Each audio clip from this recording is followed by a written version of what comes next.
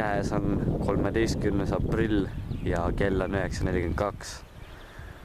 Külastasin siis ilmateenistuse lehte internetis ja nägin andmetest, et juba Võrus on rünksajupilvi.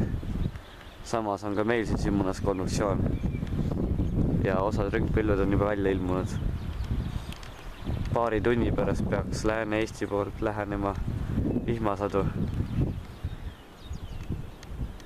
Et täna peaks isegi võimsam konvulsioon olema. Ja tuul on ka üpris tugev praegu.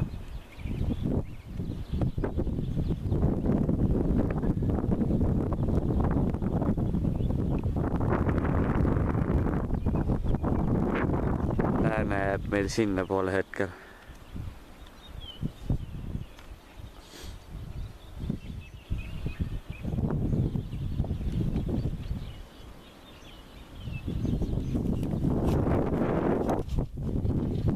Üha rohkem pilvi ilmub siin nähtavale. Näiteks seal ma näen ühte kihtrüngpilve, mis võibki juba rüngpilv olla enam-vähem. Kuju on küll selline, see seal.